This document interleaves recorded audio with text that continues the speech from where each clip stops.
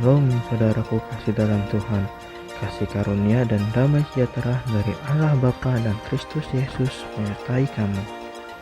Bacaan Alkitab kita diambil dari 2 Tawarik 11 ayat 1 sampai 23.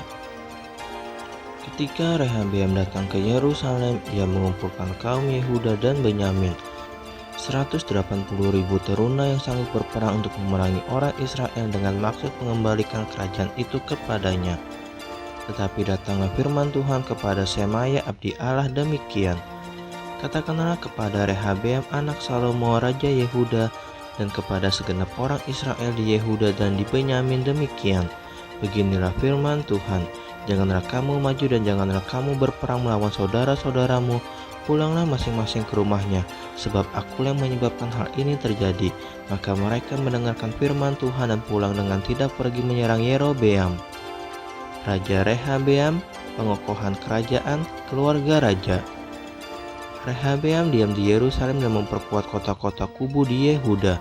Ia memperkuat Betlehem, Etam, Tekoa, Betsur, Sokoh, Adulam, Gad, Mares, Zif, Adoraim, Lakis, Azeka, Zora, Ayalon, dan Hebron yang terletak di Yehuda dan di Benyamin sebagai kota-kota berkubu. Ia memperkokoh kota-kota kubu itu dan menempatkan di situ kepala-kepala pasukan dengan persediaan makanan, minyak, dan anggur. Perisai dan tombak pun disediakan di tiap-tiap kota. Ia memperkuat kota-kota itu amat kokoh. Demikianlah Yehuda dan Benyamin menjadi daerah kekuasaannya. Para imam dan orang Lewi di seluruh Israel datang menggabungkan diri dengan dia dari daerah-daerah kediaman mereka. Sebab orang Lewi meninggalkan tanah pengembalaan dan milik mereka, lalu pergi ke Yehuda dan di Yerusalem. Oleh karena Yerobeam dan anak-anaknya melarang mereka memegang jabatan imam Tuhan, dan mengangkat bagi dirinya imam-imam untuk bukit-bukit pengorbanan, untuk jin-jin, dan untuk anak-anak lembu jantan yang dibuatnya. Dari segenap suku Israel orang datang ke Yerusalem mengikuti orang-orang Lewi itu, yakni orang yang telah membulatkan hatinya untuk mencari Tuhan Allah Israel, dan mereka datang untuk mempersembahkan korban kepada Tuhan Allah nenek moyang mereka.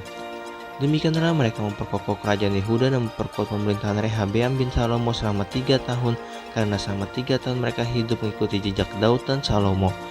Rehabeam mengambil Mahalat anak Yerimot bin Daud dan Ahibail binti Elhiya bin Isai menjadi istrinya, yang melahirkan baginya anak-anak lelaki ini, Yeus, Semaria, dan Zaham.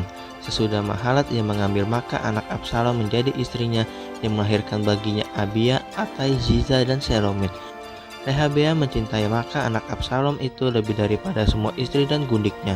Ia mengambil 18 istri dan 60 gundik dan memperanakan 28 anak laki-laki dan 60 anak perempuan. Rehabeam mengangkat Abia anak Maka sebagai pemuka, yakni sebagai pemimpin di antara saudara-saudaranya, karena ia bermaksud menjadikan dia raja.